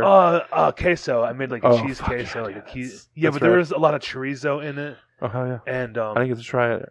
I'm making it again this year. All right, I'm trying that shit. Yeah, I'm making that. I'm trying that shit. And I'm gonna make. You can catch me drinking rock and rye all weekend, dude. Yeah, crushing rock and ryes all weekend. I know. So we're so fortunate. So Faygo sent me shit last summer, hey, would you mind talking about Faygo or whatever a little bit more than you are? I'm I already fucking talk about it all the time. What are you talking about? Of course. And then they're like, well, give us an address. And I was like, okay. I sent them a shipping address, and they sent me a care package with the new, it was the green apple flavor or whatever when that dropped. And a t-shirt and weird stuff, a bottle opener. And also I'm like, what the fuck is going on? And they're like, yo, you're endorsed by Faygo. That's fucking nuts. Yeah, I just got they sent me this dope fucking snapback from the House of Faygo shit that they just did on Woodward. Did you see that? I haven't heard about it. They did a fucking a pop-up shop, and they had tons of bottles of the new flavors, and we're just giving shit away I think it was during opening day. Damn. So it was opening weekend or whatever. And it was just one of the spots on Woodward. I can't remember where it was at. I didn't get to it, but they sent me the two new flavors, the bubble gum, and then the super pop one, which is supposed to be Superman ice cream. Oh shit, dude! So the Superman ice cream is pretty wild. But the bubble gum tastes like fucking bubblicious, straight the fuck up. Okay, that might gross me out. I fucking hate bubble gum. It's so wild. I hate the smell of it. Dude, you'll hate it. It's so good. Gum around, slap it up. It's the perfect. It's the perfect scent too. It's I smelled it. And I was like, this is bubblicious in liquid form. God. Yeah, you would fucking hate it. I fucking hate gum. I hate it. I hate smelling it. I heard somebody snap it. I get fucking enraged. Oh, dude, yeah. I don't know. That's fucking hilarious. Yeah, so you can catch me with that. At Tied Down, I'll be drinking Faygo like crazy. Probably trying to get some brisket mac from the fucking that barbecue. Full rack. So good. Every year I have to get the brisket mac at least one day. That shit's really. Last year really I got good. both days. That's what took me out a couple of sets because I got the fucking meat sweats because I got 2 orders and was like. Ooh, man. Yeah, no, that's all hot in there too. So you're I'm gonna throw up and it's fucking sweating. Full. I think I had a couple adult beverages too. It didn't help. I'll get into my anxiety. That was a big thing about wanting to quit drinking too. Was getting into my anxiety and being able to control it without needing it. So, because at a show, man, you're going to a show to photograph it, and if it's something hardcore, there's always people to talk to. But sometimes there'll be shows where I don't know anybody. Especially before anyone gave a fuck about what I was doing. It would be I'm completely alone in a room with 600 people that we all like the same shit and I don't really know anyone. This is weird as fuck. I would be drink, give me a drink. I can calm myself down and then I can start talking to people and shit. And now I just kind of chill and then eventually I'll find somebody to fucking bug the fuck out of, Yeah. Hey, man. Where's your vape pen at? Yeah, well, now you can just bump into fucking Colin of Arabia and hang out with him, though. Oh, my God. So that was interesting. Dude, yeah. Just being in his presence is wild, isn't it? I stayed in his house. Oh. Dude, I stayed in his house. Yeah, when I went to Brockton, they did the Brockton show. he was like, "Hey, it just got announced you're staying with me." I'm like, "Oh, okay." Like, I guess I'm going to Colin's. I'm going to Colin's house. He just told you he's Like, staying. I'm just like, okay, dude. Like, he's like, you know, but literally, like, we were able to, like, his wife Kate, God, she's fucking awesome. She dropped us off like both days, and it was like a 2-minute car ride from his house. What Boston bands was it? Dropkick Murphys on it? Yeah, and another one. there was. Was there another smaller There was that Boston Defiant band that Dickie Barrett started with all the like the those dudes. It was like guys from, I think one of the dudes from the Briggs. I remember the Briggs. Yeah. Okay.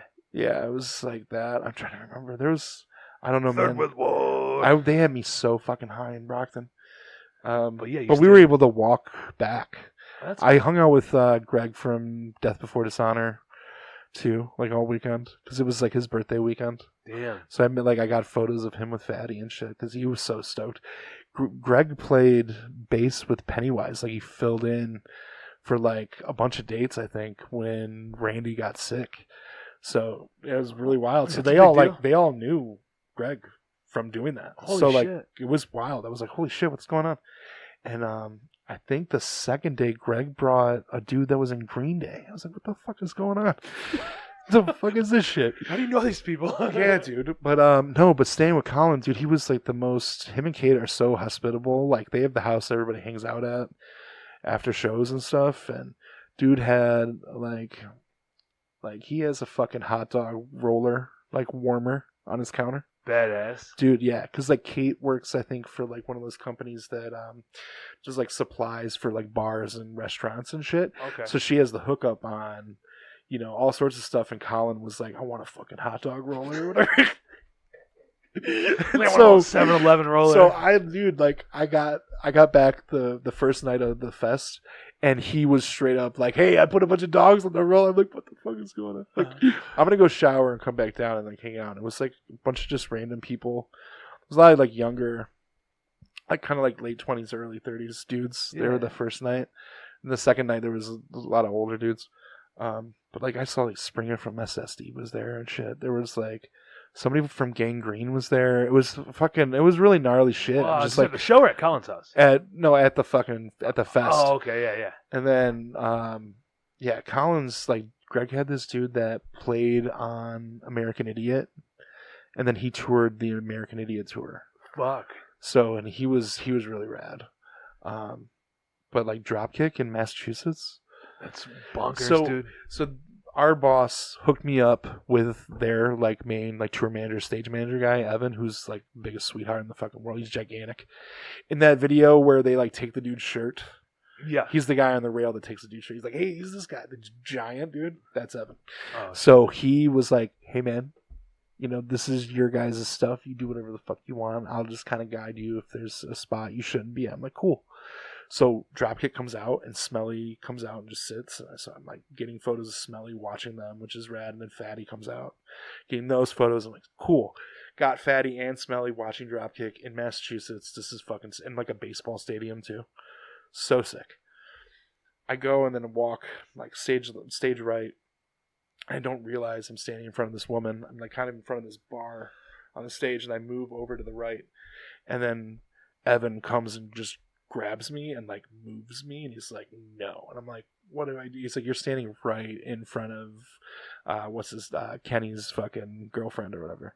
And I'm just like, "Cool, sick." He's like, "Yeah, she's never seen Dropkick before either, so you need to like not be there." I'm just like, "All right, dude." He's like, "Cool." Yeah, definitely scoot over. Yeah, and so like I go over by the drummer, and the drummer like gives me like the back off. So I'm like, "Fucking shit!" And I just like look at him, and I'm like, I'm gonna go sit in the photo pit for a while and let them play, and then I came back up, and Colin did a song with them, and he came out in like the disco suit. Do you remember him wearing that shit at the Magic Stick at the opening party last year?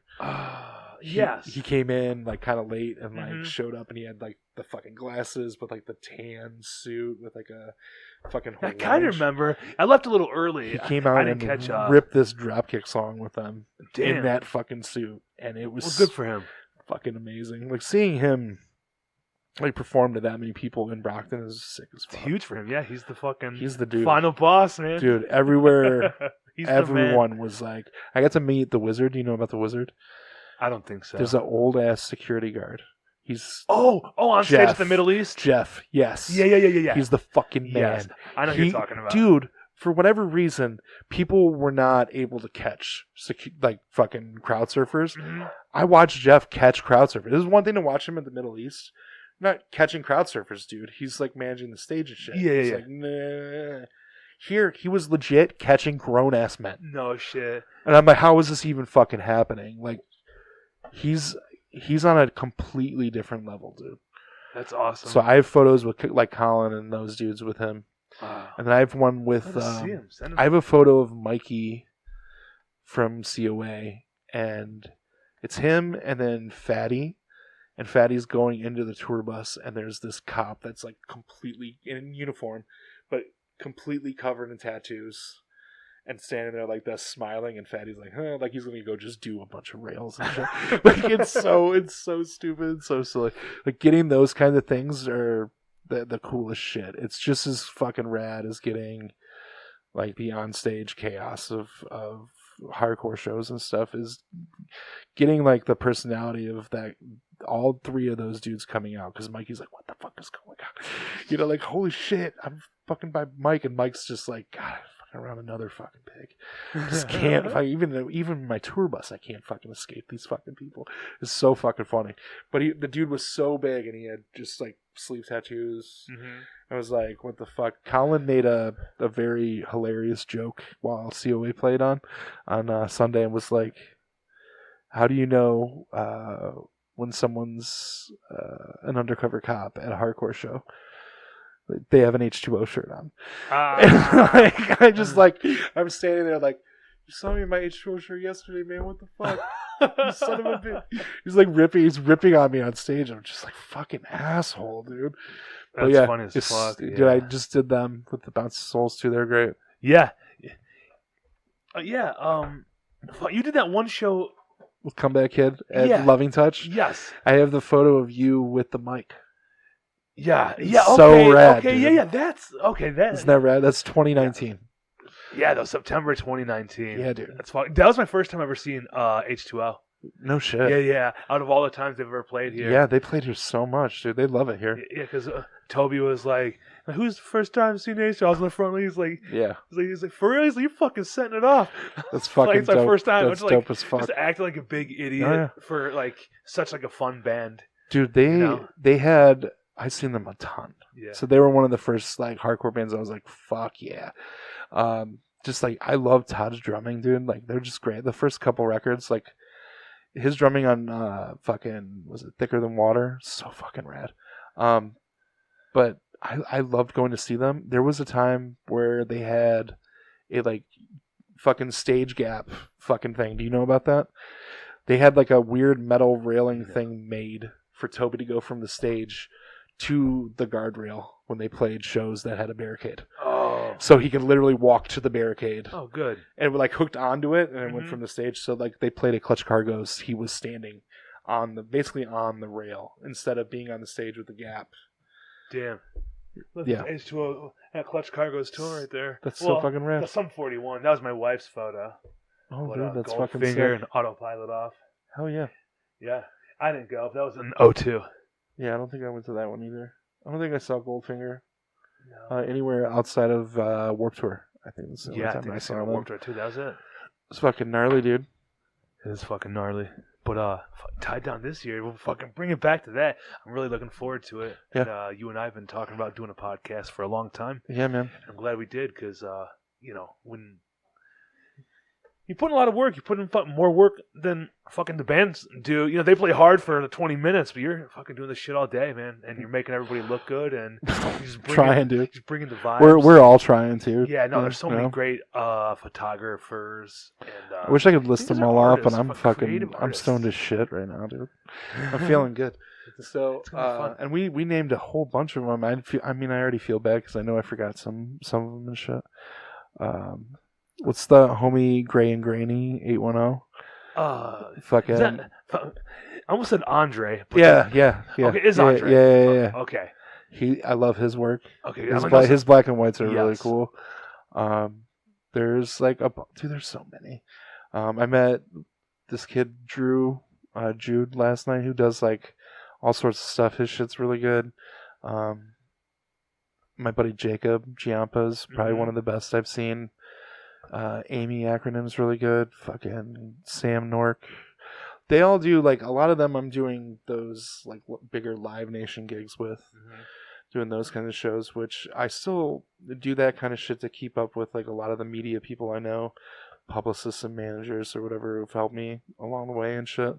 And if it's a band, I want to cross off my list, because we all kind of have lists of bands we want to just get, you know? Sure. Not just see, but, like, photograph, you know? Or, like, one up the last time we photographed them, so we'll go back, you know? And I try to, like, just get done with a lot of those kinds of shows, because I really want to just focus on the stuff that's building from here out. So that's why it was, like, huge to get, like, the No Effects shit, was because it was, like, could be worth a fuck to work with me, you know? Before doing something like that, it's just like, I'm some fucking guy that works at Kroger, and do you know what I mean? Like, and I shoot shows, you know, sometimes or whatever.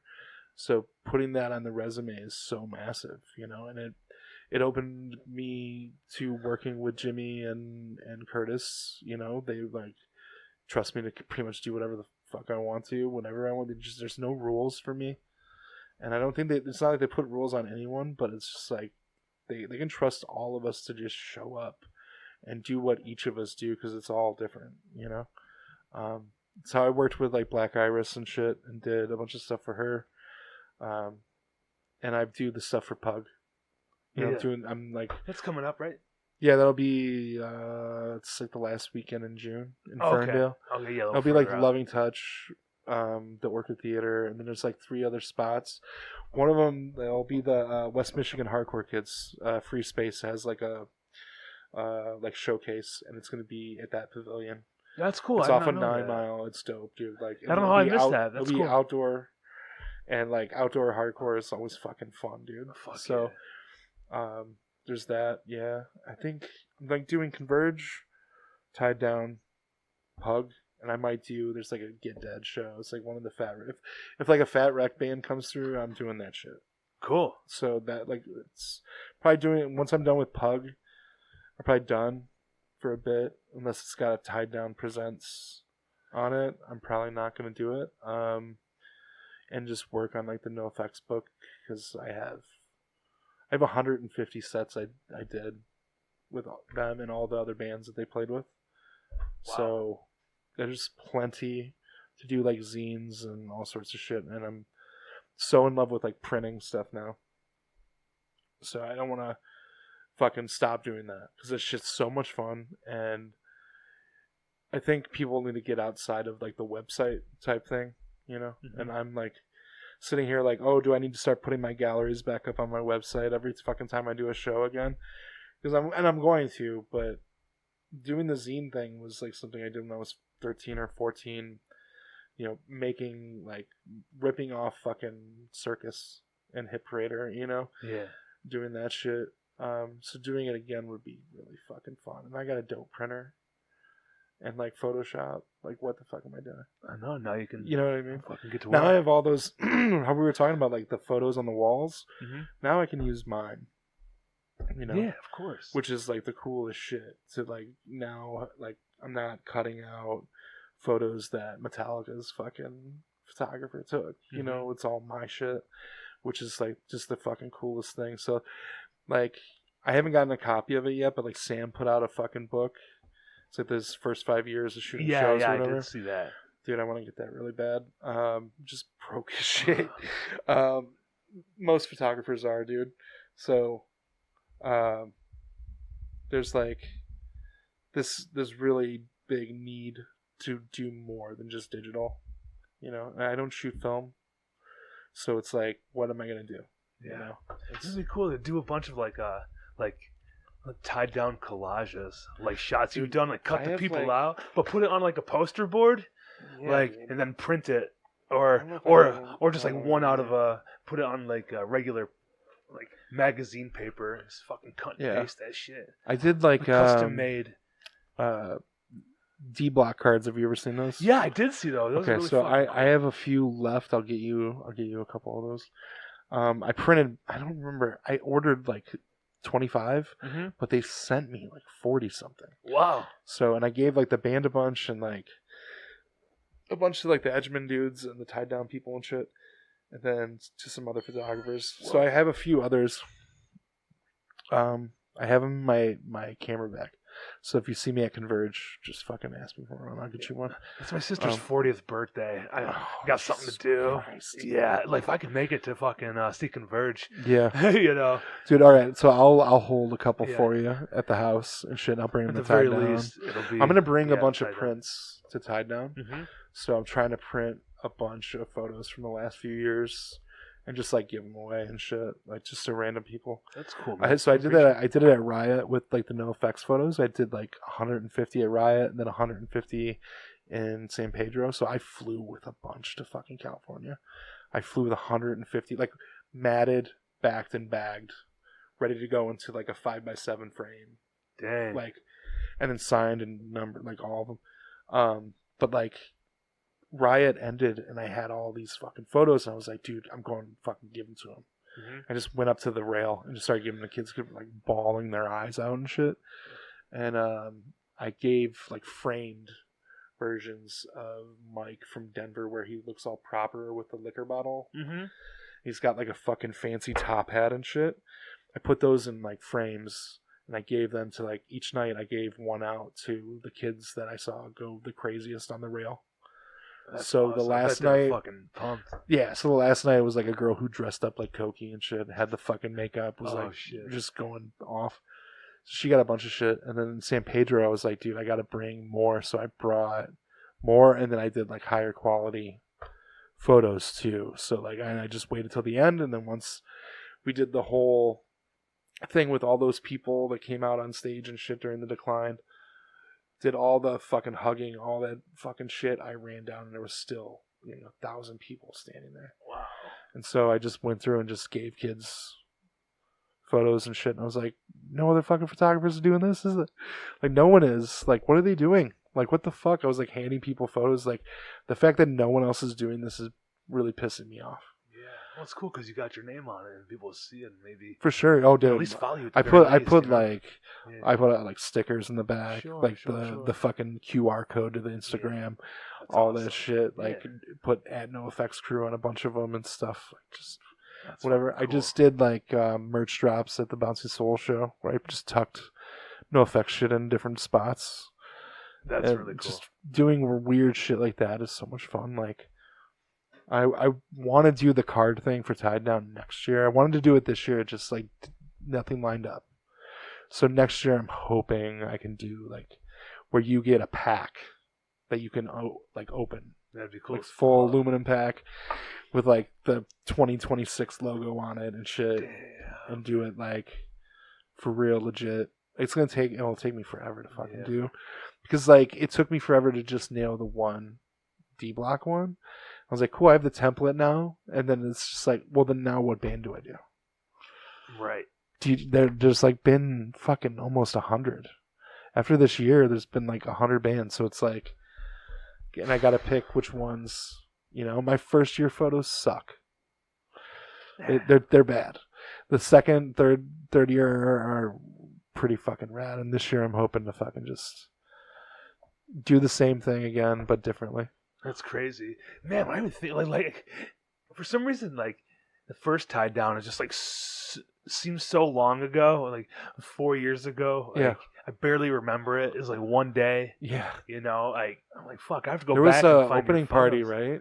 No, there was no pre-show. Or was there a pre-show? I think there was a pre-show with like Gel and Gag and Edgeman.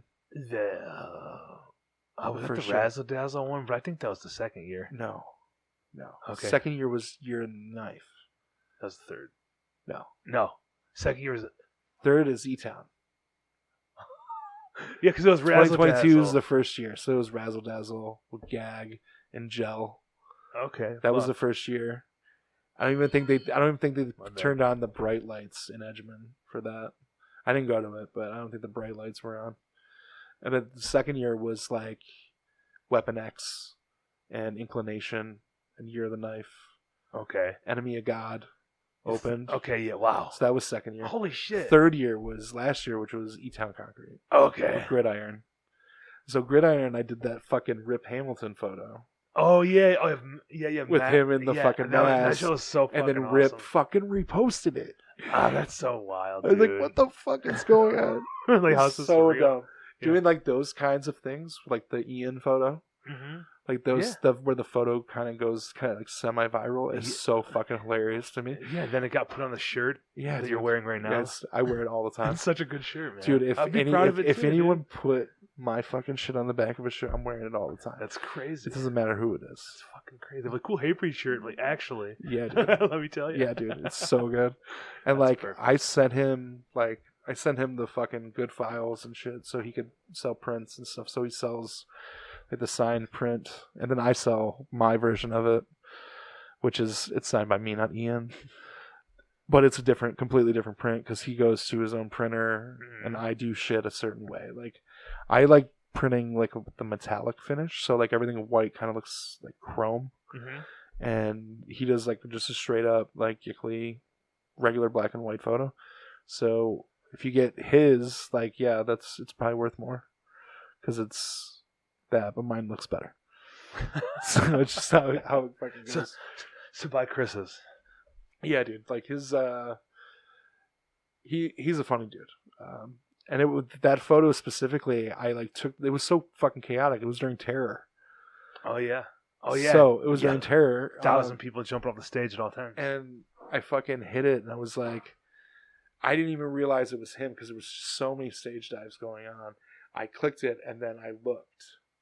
And I was like, holy shit, is that Ian? And I zoomed in. And I zoomed in, I was like, it's fucking Ian. Ian's here. I didn't even know he was there yet. So I was like, what the fuck? It was crazy. He was standing in front of me. It was him, Colin of Arabia, Dan Seeley from King 9. I bugged Dan. Dude, I love bugging Dan. The big dude. So funny.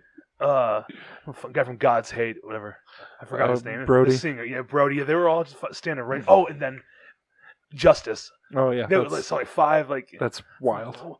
4 hardcore legends, then Ian, the comedian. Yeah. I was like, what the fuck? Right in front of me while Terrace playing? Yeah, dude, this is so a legendary lineup, like right in front of me, man. Yeah, that's so fucking gnarly. Yeah, so really cool vibes. I gotta, so me and Colin were talking, and then Ian came up, and then Bo came up, so I got photos of the three of them, interacting, and it was so fucking funny, dude. Just Colin alone is... Oh my god, probably one of the funniest people to ever exist. He's so insane, dude. Yeah. In like the best ways, you know? And then Ian on top of it. And Bo's fucking hilarious too in his own right. But like those three, then I snapped like their like group photo. Oh yes, it's like a comedian, whatever. It was a comedian, a talk show host, and a felon all walk into a bar. And the bartender says, "Get the fuck out of here." That's so good. They're fucking... all three of them are really funny. Colin was wearing a shirt that says, I don't fuck to conceive, I fuck to come. The most lewd what are shirt you ever. doing, dude? What the fuck? That's perfect. The other day, I just got my shirt that says, it's got the photo, or the still from Terminator 2, where the redhead kid is lying to T-1000. Yeah. Yeah, it says, save the world, lie to cops. The So Galleria. I've been ripping. I've already worn it like 3 times in like a week. Like I can't fucking stop wearing it. It's so funny. And the reaction, dude. Oh my god! Like I wore it fucking last night to that turnover show and stuff. And god, like dudes were like, "What the fuck?" That's the best. It's a solid shirt. If you know, you know. You know. Dude, yeah, I get that shit from that Punk with a Camera kid. Man, he is. I met him doing that No Effects shit. So he does like their side project stuff, like does like photo for them and shit, and he prints all the craziest t-shirts I've ever seen in my life. So like I have one where it's like it says I want to Baja blast my brains out, and it's like got a Baja blast Mountain Dew with the fucking like bullet going through the eye and it's like exploding. It's fucking gnarly as hell. I'll have to see that one. That's good. I'm gonna probably wear the cop one, I think, day 3, so it would be day 1 of the fest. Yeah, I think I'm gonna wear that. Nice. There. I'm thinking of wearing that shirt's so fucking funny. a Hawaiian shirt. This one I looked It's at so good on Amazon. It's like a shark like eating like a giant slice of pizza. Yeah. Just so like stupid. So we have like as like a photographer thing, like we got to be in all black. Oh, okay. It's like it's not even like it's not an unspoken rule. It's just like it's fucking industry standard for if you're doing like crew work. Mm-hmm. You know what I mean? Sure. If you're on the fucking stage, you should be in all black. You know? Yeah. You can still have shit on it. Mm-hmm. Like I'm gonna wear shit. I don't care if I piss people off. Mm. But like I've worn that one H2O shirt a lot, which is like it's a photo of NSYNC that they took where they're in like wife beaters and shit. So crazy. It was like one of the dudes from Rolling Stone, maybe David LaChapelle or something. He took all these photos of like pop stars and they're supposed to be acting tough for like this photo shoot, and they got NSYNC and they put Justin Timberlake in this fucking wife beater and he's just standing all tough. And so Toby put out this shirt that says "Still the Same Fellas." It's got H2O on it, and then this photo, and it's just my shirt now is like it's so faded and beat the fuck up, but like I wish I could wear that one because that one's just like it makes me laugh every time. Like I see it in like Hate 5-6 videos. I'm just like, fuck, it's so stupid, dude. It's the best. I used to wear like a lot of Selena stuff. I'd wear Selena shirts. Good. That's Did a lot of the No Effect shows. I wore Selena stuff. You got to. I didn't do it in Texas. I wore like 3 different Selena shirts throughout the day because we were in Fort Worth. We were like an hour north of where the chick that killed her was in prison. Wow. So we were like talking about going down to go to like Buc-ee's and then also like stop by the prison and yell and shit. Yeah, you like fucking bitch. Dumb shit. You ruined Selena. Yeah, dude, what the fuck? You're a monster. Only a monster would do that. Yeah, but yeah, like, so as far as Tied Down goes, like the Magic Stick show, the lineup itself could just be like a fest date. Yeah. Like that could be at the Russell. That could definitely be. You know what I mean? Show, that could just be the Russell date for Friday. Yeah. Or they could move it to. There's already 8 or 9 on that show. They could move it to the Majestic. No, fuck that stage. Fuck that stage. They could fill it, but fuck that. Get rid of the barricade. Yeah. Yeah, that'd be nuts. Because they could definitely. Yeah. It was different when they did Black Christmas and Suicide Machines were playing there. Yeah, definitely. Because they fill the room. Yeah. And doing it that 2 years ago. It's just the big circle the whole time. Mm-hmm. So there was none of the stage dive shit. Just impossible. No. But the Suicide Machine years in there. I did 1 year of like 2016. So it was Black Dahlia was in the Magic Stick as the headliner. And then Suicide Machines were the headliner in the Majestic. I think the year before maybe someone lit off a fart bomb in the cafe. It's like stupid shit, dude. Detroit's so fucking funny. Yeah. But yeah, like as far as the fest goes, American Nightmare is like the fucking thing that I'm like most stoked for. Yeah. That's like my favorite. I just love the fucking tempo of that band and just the chaos of those old shows of going to see them at like Alvin's and shit. Mm-hmm. So fucking rad. Yeah, it's definitely got to be the earlier shit for me for them. Yeah, that like they've gone away. For most people, I think a lot of the Cold Cave stuff is like filtered over into like the new shit, and it's like it's really wild for a lot of people to not be into. I don't care. Yeah, I think it's going to be. Hopefully, it'll have the whole nostalgic. It should, dude. It should because they know what they're playing. They're not playing at L Club. Yeah, you know what I mean, or opening. Show. You know what you got to do. Something. You know what else. You got to do. Yeah, they're gonna. I think they'll bring it fucking heavy as fuck. I think so. And it'll be fast as shit. That's what I can't wait for. Also like the HopeCon. Yeah, that will be rad. But D Block returning to the fest. That's what I'm hoping. Can they top the Pizza motherfucker? Them and Bad Beat both playing like later sets because they both just like skyrocketed over the last couple of years. I think that's the big one. I think is those two playing later than 12:30 or 1 o'clock. You know, when D Block played that later set at the Cold as Life reunion. Oh, they got a huge. They switched with NEG because NEG had to go to like a wedding or something like that. Oh yeah. So they switched sets, and then D Block ended up playing at like 5:30, and that was one of the craziest fucking things I've ever seen in my life. So that's what I want to see. Yeah, dude, they can make the Russell pop. You're doing it right, dude. They do it very well, like in a way, and in just a way that like it makes my anxiety go through the roof. Like I'm waiting for someone to come punch me, dude. Yeah, I got it at 313 day, dude. I can't remember who it was, but someone came up and just straight up like left hooked or right hooked me right in the gut, dude. Just like, ugh. They're just like, oh, God, that sucks. Like I'm protected by a couple layers of chub and stuff, but dude, it still hurts so bad. I'm just like, fuck, man. Cool. I got fucked up at the Bouncy Soul show more during the Bouncy Soul set than the H2O set, because I stood right outside the fucking crowd and then right outside the crowd and then just was like, fuck it, last song I'll go into the pit and get the like from crowd fisheye shot with the whole room. And dude, someone just fucking just made mincemeat of the back of my head for some reason. I got hit, like walloped twice. It sucks. Just like it's fucking Bouncing Souls, man. I expect this, like, you know, at the Poison Well show, I didn't get hit. Jesus. Did the same thing. Well, nothing. Good. You know, it was okay. I was still get rowdy. Yeah, they were fucking getting. Even know. It's just wild. Circle pit. Bring back the circle pit, dude.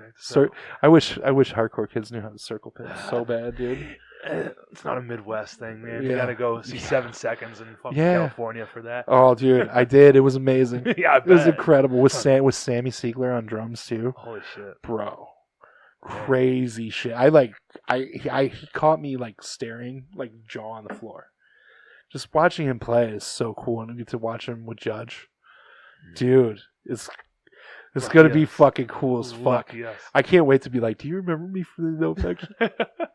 I can't wait to do that to him. Fucking punish the fuck out of him, dude. Yeah, we're gonna punish a lot of people. I know, I can't wait. We have something huge to look forward to, and you have a lot to look forward to with your photography, career taking off, and so. Dude, yeah.